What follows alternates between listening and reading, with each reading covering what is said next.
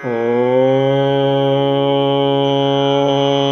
नमो भगवते वासुदेवाय। सूत जी बोले, हे ऋषियों, श्री सुखदेव मुनि के मुखारविंद से निकले हुए मधुर वाणी से परीक्षित का मोह नष्ट हो गया। वे बोले, हे मुनिवर, अब मेरा भ्रम दूर हो गया है, इसलिए हमें मृत्यु का कोई भय नहीं रहा। अब आप हमें कृपया यह समझावें कि भगवान माया से किस प्रकार विश्व की उत्पत्ति, पालन और विनाश करते हैं। अवतार लेकर उन्होंने क्या क्या लीलाएं की। यह कथा विष्णु ने ब्रह्मा से, ब्रह्मा ने नारद से, नारद ने मेरे पिता व्यास से कही।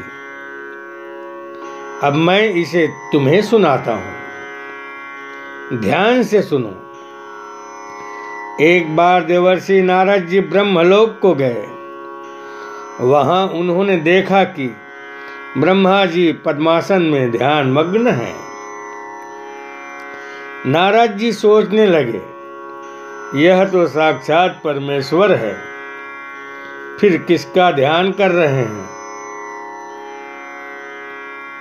जब ब्रह्मा जी की समाधि टूटी, तब नारद जी ने उनसे पूछा कि हे प्रभो, आप तो जगत स्रष्टा हैं, फिर आप किनको ध्यान में पूजते हैं। ब्रह्मा जी बोले, पुत्र, मैं परमात्मा विष्णु की उपासना करता हूँ। वे ही विश्व के स्वामी हैं। वे वेद पुराण आदि वासुदेवमय ही हैं। यज्ञ तप ज्ञान आदि उन्हीं से उपजे हैं और वही तीनों गुणों को पैदा करते हैं। हे राजन, तामस गुण वाले अहंकार से शब्द गुण वाला आकाश मंडल बना है और इससे स्पर्श गुण वाला वायु हुआ। वायु के विकार से तेज, तेज से जल और जल से पृथ्वी बनी। सात्विक अहंकार से मन और इंद्रियों के देवता उपजे। राजस अहंकार से दसों इंद्रियां, बुद्धि तथा प्राण हुए। परमात्मा अपनी शक्ति से इस विचित्र लोक की रचना करते हैं। पहले ब्रह्मांड रूपी अंडा हजारों वर्ष जल में डूबा रहा। परमात्मा ने उसे जीवित किया। परमात्मा ने उसे जीवित किया। उसे तोड़कर उसने विराट पुरुष प्रकट हुआ। उसके हजारों पैर, हाथ, सिर आदि थे। उसके मुंह से ब्राह्मण, बाहुओं से क्षत्रिय, जांघों से वैश्य तथा पैरों से शूद्र जन्मे। फिर उसके पैर, नाभि, हृदय, छाती, स्तन, मुद्रा से क्रमशः भू, भुवः, स्व, मह, जन, तप और सत्य, ये 7 लोक बने। कमर, जांघों, घुटनों, पिंडलियों, एड़ियों, पैरों के अगले भाग तथा तलुओं से क्रमशः अतल, वितल, सुतल, तलातल, रसातल, महातल तथा पाताल लोक पैदा हुए। श्री सुखदेव मुनि ने कहा, हे परीक्षित, अब आगे की कथा जो सुना रहा हूं, वह भगवान वासुदेव की लीलाओं से संबंधित है। यही कथा सर्वप्रथम नारद जी से ब्रह्मा जी ने सुनाई थी। उन्होंने कहा, हे नारद जी, सृष्टि रचना के पूर्व मैंने पार ब्रह्मा श्री कृष्ण की आकाशवाणी सुनकर सतनाम का तप किया। तत्पश्चात मैंने पृथ्वी की रचना की, फिर उसे हिरण्याक्ष पाताल लोक ले गया। तब परमेश्वर ने वराह अवतार लिया और दैत्य को मारकर पृथ्वी को दाढ़ पर रखकर पुनः उसके स्थान पर स्थित किया। रुचि की पत्नी आकृति के गर्भ से सुयज्ञ पुरुष नामक तीसरा अवतार हुआ तथा यह यज्ञ का प्रचार कर धर्म की मर्यादा स्थित की। भगवान कपिल चौथे अवतार हुए। उन्होंने अपनी मां को दिव्य उपदेश दिया। महर्षि अत्रि की पत्नी अनसुईया से दत्तात्रेय नाम का पांचवा अवतार हुआ।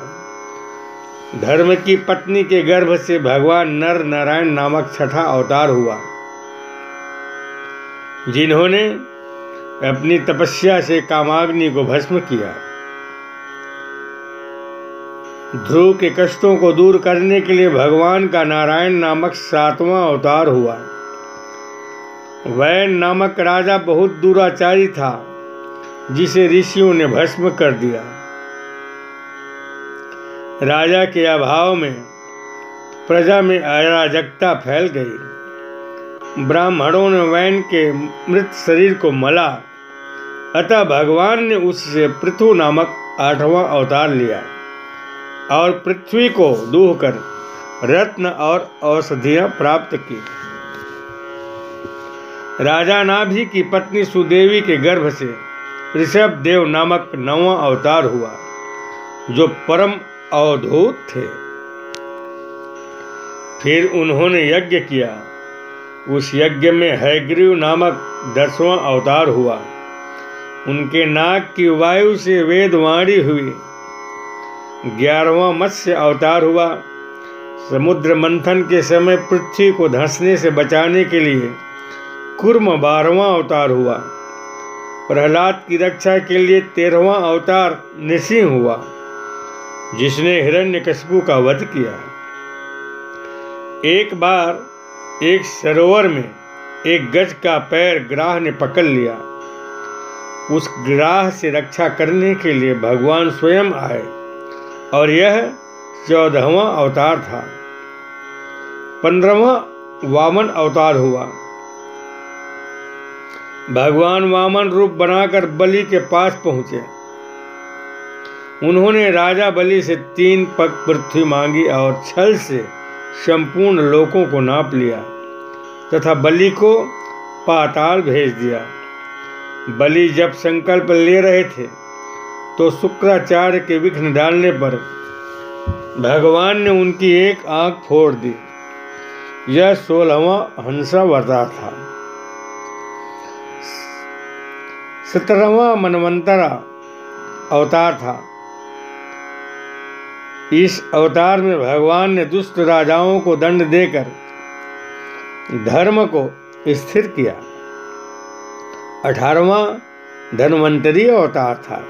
तब भगवान ने आयुर्वेद प्रकट किया। 19वां अवतार परशुराम थे, जिन्होंने क्षत्रियों का संहार किया। भगवान राम 20वां अवतार थे और 21वां कृष्ण अवतार था। मत्स्यगंधा से पराशर पुत्र वेद व्यास 22वें अवतार थे, जिन्होंने पुराण महाभारत आदि की रचना की। बुद्ध 23वां अवतार थे, जिन्होंने पाखंड को दूर किया। हे नारद, जब सभी वर्ण पाखंडी हो जाएंगे, पृथ्वी पर घोर अत्याचार और अधर्म का ही बोलबाला रह जाएगा और स्त्रियां बिल्कुल ही पतित हो जाएंगी, तब कल्कि अवतार होगा। वह नीले अश्व पर बैठे दुष्टों का संहार करके धर्म की स्थापना करेंगे। ओम नमो भगवते वासुदेवाय।